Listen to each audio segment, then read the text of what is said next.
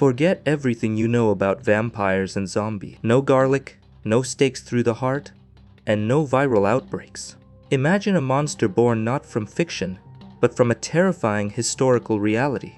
A creature that doesn't walk, but hops through the dead of night, dressed in the official robes of an ancient imperial dynasty. It doesn't want your blood. It wants to literally suck the invisible life force, the qi, straight out of your body. This is the Jiangshi, the legendary Chinese hopping corpse. In this video, we are going to uncover the chilling true story behind one of the most unique monsters in history. We will track down the secretive corpse walkers of ancient China who physically paraded the dead across misty mountain passes, explore the bizarre ancient magic used to stop them, and discover how a localized nightmare transformed into a global pop culture icon, infiltrating everything from classic martial arts blockbusters to today's biggest video games. Take a deep breath, because if it hears you breathing, it will find you. Let's dive in. Imagine a dark, foggy mountain pass in 18th century China. The air is thick with the chill of late autumn, and the dense forests of Hunan province are dead silent. Suddenly, a sound cuts through the mist. It is the sharp, rhythmic chiming of a brass bell, followed by a dull, synchronized thudding against the dirt road. Out of the shadows steps a lone figure, a Daoist priest dressed in flowing robes, chanting softly into the night. But he is not alone. Behind him follows a line of figures, their faces obscured by the darkness, their arms stretched rigidly in front of them. They are not walking. They are hopping. With every ring of the priest's bell, the line of bodies leaps forward in perfect, terrifying unison. This is not just a campfire ghost story designed to frighten children. This was a historical reality, a deeply ingrained cultural practice that birthed one of the most fascinating, terrifying, and ultimately misunderstood monsters in the history of global mythology. Welcome to the world of the Jiangshi. In the West, the undead are neatly categorized. You have the aristocratic blood-drinking vampire wrapped in a velvet cape, and you have the mindless, shambling zombie hungering for human flesh. But the Jiangshi utterly defies this simple binary, often translated inadequately as the Chinese hopping vampire or the Chinese zombie. The Jiangshi is a creature completely unique to the cosmological, historical, and political landscape of imperial China. It is a monster born not from a viral outbreak or a satanic pact, but from economic desperation, the strict spiritual laws of Daoism, and a profound, universal human fear of what happens when the dead are not treated with the respect they deserve. To understand the Jiangshi is to unlock a door into the soul of ancient China. It requires us to journey through the complex metaphysics of the human spirit, to walk alongside the impoverished migrant laborers of the Qing Dynasty, and to decode a creature that eventually hopped its way out of remote mountain villages to conquer Hong Kong cinema, Japanese anime, and modern global video games. This is the complete, untold story of the stiff corpse. To truly grasp the horror of this entity, we must first look at its name and its profoundly unsettling physical anatomy. The term Jiangshi directly translates to hard corpse or stiff corpse. This is the most defining characteristic of the creature, and it dictates everything about how it moves, hunts, and terrifies. When a human body dies, it undergoes a biological process known as rigor mortis, where the muscles calcify and the joints lock tightly into place. In Western media, zombies somehow overcome this to shamble and grab. The Jiangshi, however, is eternally bound by this physical stiffness. Its knees cannot bend. Its elbows cannot flex. Because it is trapped in a state of absolute muscular rigidity, it cannot walk. Instead, it is forced to move by violently hopping, using its stiffened legs like a macabre pogo stick, keeping its arms stretched rigidly straight out in front of its body simply to maintain its balance. The visual appearance of the Jiangshi is a horrifying testament to the realities of biological decay. These are not glamorous immortal seducers. In traditional folklore, a Jiangshi is characterized by its ghastly, greenish-white skin. This specific discoloration is not random. It is believed to be derived from the actual mold and fungal blooming that occurs on corpses left unburied in the humid, damp environments of rural China. As the corpse remains animated, the folklore insists that it mimics the continued processes of life in the most grotesque ways. Its hair continues to grow, sometimes covering the entity in a layer of long, pale white fuzz. Its fingernails calcify and extend into hardened, lethal claws, which serve as its primary weapons for piercing flesh and bone. Furthermore, its teeth become jagged and serrated, and its tongue elongates, allowing it to grasp and subdue its prey. But perhaps the most terrifying aspect of the Jiangshi's anatomy is its sensory deprivation. The creature is completely blind.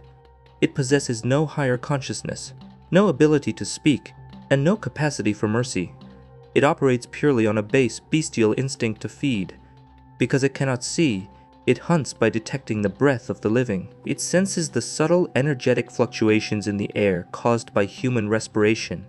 This sensory limitation birthed one of the most famous survival tactics in all of Chinese horror. If you are being hunted by a Jiangshi, you must hold your breath. By completely stopping your respiration, you become essentially invisible to the monster, forcing you to endure an agonizing test of lung capacity while a rotting corpse sniffs the air mere inches from your face. And what exactly is the Jiangshi hunting for? Here is where the creature diverges completely from the Western vampire. Traditionally, the Jiangshi does not drink blood. Instead, it hungers for qi. In traditional Chinese philosophy and Daoist cosmology, qi is the vital life force, the invisible energy that animates all living things in the universe. The Jiangshi, being an empty vessel devoid of life, is driven by a maddening, insatiable void. It attacks the living, sinking its claws into their flesh, and violently inhales their qi, draining their life force to empower itself. Victims drained of their qi wither away, and those who survive a physical attack are said to be infected with a corpse poison that slowly transforms them into Jiangshi as well. Monsters do not exist in a vacuum. They require a framework of belief to make them terrifyingly plausible. For the Jiangshi, this framework is provided by the ancient, intricate theories of Daoist metaphysics and the delicate balance of the human soul. To understand why a corpse rises, we must consult the writings of Qing Dynasty intellectuals.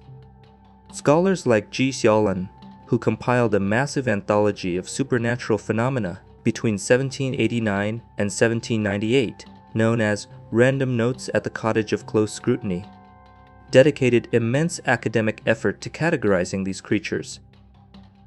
They determined that a Jiangshi is created when a catastrophic imbalance occurs at the moment of death. Taoism teaches that the human soul is not a single unified entity. Rather, it is divided into two distinct parts, the Han and the Po. The Han is the ethereal spiritual soul. It is associated with yang energy, light, warmth, reason, and the heavens. When a person dies a natural peaceful death, the Han gracefully departs the body and journeys to the afterlife or the cycle of reincarnation. The second soul is the Po. The Po is the corporeal animal soul. Associated with yin energy, darkness, earth, and physical form, the Po is responsible for our base survival instincts, our hunger, and our physical functions. Upon death, the Po is meant to remain with the corpse, slowly dissolving back into the earth as the body naturally decomposes. But what happens if a person dies a violent, unjust death? What if they are murdered, commit suicide, or die consumed by rage and unfinished business? In these tragic circumstances, the natural order is shattered. The ethereal Han soul flees the trauma, but the animalistic Po soul becomes trapped and agitated within the dead flesh. Without the rational moral guidance of the Han, the Po takes complete control of the vessel. The result is a Jiangshi, a creature driven solely by the Po's dark, heavy yin energy and its basic animalistic drive to consume and survive at any cost. Environmental factors also play a critical role in this dark alchemy. Imperial China was a vast landscape where poverty often meant that bodies were left unburied or placed in shallow, temporary graves. Daoist scholars warned that if a corpse was left exposed to the elements, particularly the light of the moon, it would absorb massive amounts of negative yin energy from the night sky. This concentrated lunar energy could act as a supernatural battery, eventually sparking the stagnant Po soul into violent reanimation. The folklore also points to sudden, bizarre catalysts for reanimation. A corpse struck by lightning could absorb the elemental fury, shocking the body back to life. Most famously, an old superstition warns that if a black cat leaps over an open coffin, the intense static electricity and the mystical life force of the feline will instantly transfer into the corpse, causing it to immediately sit up and transform into a Jiangshi. These beliefs were so deeply held that they actively shaped how families conducted funerals, ensuring that bodies were guarded day and night until they were safely secured in the earth. If the Jiangshi was purely an invention of philosophers and storytellers, it might have remained an obscure footnote in literary history. But the terror of the hopping corpse was fueled by something much more tangible. It was fueled by a real, flesh-and-blood profession that operated under the cover of darkness in the mountainous regions of western Hunan province. This was the practice of Jiangshi, Kushi, the driving of corpses. During the Qing Dynasty, spanning from the 17th to the early 20th century, extreme poverty forced millions of rural Chinese men to leave their ancestral villages to find grueling labor in distant provinces. Tragically, the mortality rate among these migrant workers was staggering. At the same time, the imperial government practiced autumn executions, carrying out mass death sentences during a specific time of the year, creating a sudden surplus of bodies far from home. This presented an enormous spiritual crisis. Chinese cultural and religious doctrine dictated an absolute necessity for the dead to be buried in their native soil. It was believed that if a person was interred far from their homeland, their spirit would never find peace. They would become a hungry, wandering ghost, doomed to suffer and bring terrible misfortune to their surviving family members. But transporting a heavy wooden coffin across thousands of miles of treacherous mountain terrain, using animal carts and dozens of pallbearers, was an astronomical expense that no peasant family could possibly afford. Necessity birthed the dark industry. Desperate families turned to specialized practitioners known as corpse walkers or corpse drivers. These individuals, often posing as Daoist necromancers, offered a budget-friendly alternative for transporting the dead. They claimed they possessed the magical ability to reanimate the deceased and simply teach the bodies how to walk themselves back home. The reality of how they achieved this is a masterclass in morbid ingenuity and optical illusion. The corpse drivers would take a group of dead bodies and bind their wrists, knees, and ankles tightly to prevent the limbs from flailing as rigor mortis set in. They would then take two long, highly flexible bamboo poles. They slid these poles under the armpits of the corpses, lining them up row by row, and draped them in long, heavy black robes to hide the rigging. Two living men, one at the front and one at the back, would hoist the ends of the bamboo poles onto their shoulders and carry the entire line of bodies. Because the bodies were decaying, this grim work was only ever done in the dead of night. As the two carriers walked briskly over the uneven mountain roads, the long bamboo poles would flex and bounce under the heavy weight of the dead. Now, put yourself in the shoes of a superstitious peasant looking out your window at midnight. The lead driver is ringing a ghost-absorbing bell and banging a gong, warning you to avert your eyes. Through the thick fog, you see a line of stiff, identically dressed figures. You cannot see the men carrying the poles in the dark. All you see is a line of corpses, their arms outstretched, rhythmically bouncing and hopping up the mountain path as if propelled by dark magic. The corpse drivers actively encouraged the rumors of the Jiangshi to protect their trade secrets, to frighten away grave robbers, and to ensure that curious villagers stayed far away from their decaying, disease-ridden cargo. The optical illusion of the bouncing bamboo poles became a localized myth. The myth became a widespread legend, and the legend gave birth to a monster. Because the Jiangshi is a creature born of disrupted Daoist cosmology, standard weapons are utterly useless against it. You cannot shoot a Jiangshi, nor can you stab it to death, for it is already dead and feels no pain. To fight a hopping corpse, one must rely on the intricate, elemental magic of Daoist exorcism. The countermeasures developed against the Jiangshi represent a fascinating blend of natural philosophy, traditional Chinese medicine, and spiritual warfare. The primary weapon of any self-respecting monster hunter is the peach-wood sword. In Chinese elemental theory, the peach tree is considered the pure essence of the 5 elements. It absorbs the brilliant, life-giving energy of the sun. Therefore, wood harvested from a peach tree is believed to be a battery of pure yang energy. When a Daoist priest strikes a yin-fueled Jiangshi with a peachwood sword, it is not the physical sharpness of the blade that hurts the creature, but the explosive spiritual reaction of pure light clashing with dark, stagnant energy. The most iconic defense is the fulu, or the Daoist paper talisman. These are narrow strips of yellow paper adorned with complex flowing symbols written in red cinnabar ink or the blood of a rooster. These talismans are essentially spiritual arrest warrants. When a priest slaps a fulu directly onto the forehead of a Jiangshi, the talisman acts as a magical seal. It instantly suppresses the chaotic Po soul, freezing the monster rigidly in place and rendering it completely harmless until the paper is removed. Then there is the strange and powerful application of glutinous rice. Sticky rice is a staple of southern Chinese agriculture, but in traditional medicine texts, it is noted for its powerful absorbent properties. Translated into folklore, it is believed that raw glutinous rice can actively draw out evil spirits and neutralize corpse poison. Throwing a handful of sticky rice at a Jiangshi has the effect of throwing holy water on a Western demon. It burns their rotting flesh and forces them to retreat in agony. Mirrors are also heavily utilized, specifically the 8-sided Bagua mirror. According to ancient medical texts, mirrors are the essence of liquid metal. A Jiangshi, devoid of higher thought, is absolutely terrified by its own horrific reflection, and the mirror's ability to reflect pure ambient light acts as a barrier the creature cannot cross. Similarly, the simple crow of a rooster can save your life.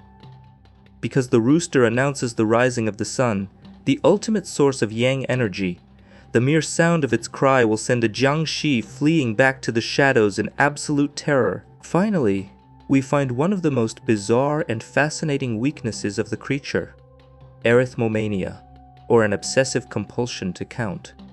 If a Jiangshi is chasing you, traditional lore advises dropping a bag of coins, seeds, or grains of rice on the ground. The mindless creature will be physically compelled to stop its pursuit, drop to its knees, and count every single individual piece before it can resume the chase. Remarkably, this exact same psychological weakness is found in the ancient vampire myths of Eastern Europe, where peasants would throw poppy seeds to delay vampires, a piece of folklore that eventually inspired the character of Count von Count on Sesame Street. It shows a brilliant, universal human coping mechanism, assigning obsessive-compulsive traits to the unstoppable forces of death to give the living a chance to escape. A monster's physical appearance is rarely an accident. It is almost always a mirror, reflecting the deepest anxieties of the society that created it. This brings us to the defining aesthetic feature of the Jiangshi: its clothing. Almost universally, from 18th century sketches to modern video games, the Jiangshi is depicted wearing the highly ornate, dark blue robes and the tall rimmed hat of a Qing Dynasty government official. Known as Quishuang and Fingdai Guanmao, why would a mindless, hopping corpse be dressed in the meticulous uniform of a high-ranking imperial bureaucrat? The answer lies in political subversion and social trauma. The Qing Dynasty was established by the Manchus, an ethnic minority who conquered the Han Chinese majority. For centuries, the Han population suffered under strict Manchu rule, enduring heavy taxation, oppressive laws, and a sprawling, unfeeling bureaucracy. To the impoverished peasants and laborers, the Qing officials who arrived in their villages to collect taxes and enforce laws were seen as literal parasites. They were cold, rigid, heartless entities that existed only to drain the livelihood and the life force, the economic qi, from the common people. By dressing the ultimate creature of horror in the uniform of the government, the Chinese populace engaged in a brilliant form of allegorical rebellion. The Jiangshi became a walking political metaphor. The state was the monster. It was blind to the suffering of the poor, stiff and inflexible in its rules, and it ruthlessly sucked the blood and energy out of the nation. Furthermore, the fact that Daoist priests defeated these bureaucratic monsters using earth magic, peach wood, and ancient Han traditions symbolized a subtle, supernatural victory of the common people over their Manchu oppressors. For centuries, the Jiangshi remained a terrifying local legend, documented by elite scholars and whispered about by frightened villagers. But in the late 20th century, the creature underwent a radical transformation that would introduce it to the entire globe. The catalyst was the booming, dynamic film industry of Hong Kong. In the 1970 and 1980, Hong Kong filmmakers began blending the high-flying action of martial arts cinema with the spooky folklore of their ancestors. The undisputed masterpiece of this era arrived in 1985 with the legendary film Mr. Vampire, directed by Ricky Lau. This horror comedy became a massive cultural phenomenon and single-handedly codified the modern rules of the Jiangshi. Mr. Vampire took all the elements of the ancient folklore, the hopping, the Qing Dynasty robes, the breath holding, and the sticky rice, and injected them with spectacular choreography. It also cemented the archetype of the heroic Daoist priest, brilliantly played by actor Lam Ching-ying, who wielded peachwood swords and yellow talismans with the grace of a kung fu master. Lam became the ultimate Jiangshi slayer, starring in dozens of sequels and spin-offs that ignited a vampire craze across Taiwan, Japan, and Southeast Asia. However, the filmmakers knew they were also playing to a global market. To make the creature more recognizable to Western audiences who had grown up on Bela Lugosi and Dracula, they subtly altered the mythology. They began referring to the creatures as vampires in English translations, and they introduced the concept of blood, drinking alongside the traditional draining of qi. This commercial hybridization was incredibly successful, forever blending the Eastern hopping corpse with the Western bloodsucker in the minds of international viewers. The momentum generated by Hong Kong cinema ensured that the Jiangshi would survive the transition into the digital age. Today, the hopping corpse is no longer confined to the shadows of rural China. It is a global pop culture icon, seamlessly integrated into the worlds of anime, manga, and blockbuster video games. In Japanese animation, the creature frequently appears as a formidable opponent or a unique character archetype. In the legendary anime and manga series, Shaman King, the powerful Tao family commands legions of Jiangshi, utilizing dark paper talismans to turn corpses into fearless, pain-immune soldiers. In the globally beloved Dragon Ball franchise, the character Chiatsu is a direct homage to the Jiangshi, featuring the iconic pale skin, the Qing Dynasty hat, and the trademark outstretched arms. But it is in the realm of video games where the Jiangshi has found its most passionate modern audience. In 1994, the gaming company Capcom introduced Hsien-Ko to their fighting game series, Darkstalkers. Designed as a heroic, tragic Jiangshi who willingly accepted the undead curse to fight evil, Hsien-Ko became an absolute fan favorite, appearing in crossover games like Marvel vs. Capcom 3, and bringing the aesthetics of the hopping vampire to millions of Western gamers. More recently, the 2020 global gaming phenomenon Genshin Impact introduced Chi-Chi, a resurrected child character who exhibits the classic pale skin, memory loss, and a paper talisman permanently affixed to her head to keep her reanimated. Western game developers have also embraced the mythos, with massive titles like Overwatch releasing Jiangshi-themed cosmetic designs for their characters during Halloween events. Whether they appear as terrifying cyborg enemies in indie games like Nine Souls, or as comedic villains in cartoons like Kung Fu Panda, Legends of Awesomeness, the Jiangshi has proven its incredible adaptability. From the fog-drenched mountain passes of Hunan province to the glowing screens of modern gaming consoles, the journey of the Jiangshi is a testament to the power of human storytelling. It is a creature that was forged in the crucible of poverty and mass executions, rationalized by the elegant spiritual philosophies of Daoism, and weaponized as a silent protest against a tyrannical government. While the modern interpretations may have softened its horrifying edges, turning it into a martial arts opponent or a cute digital avatar, the core of the myth remains intact. The Jiangshi stands as a perfectly preserved, stiffened reminder of a universal truth. We must respect the dead, honor their journey, and lay them to rest properly. Because if we do not, the darkness will gather, the bell will ring, and the stiff corpses will rise, hopping out of the mist to reclaim the life force they were so unjustly denied.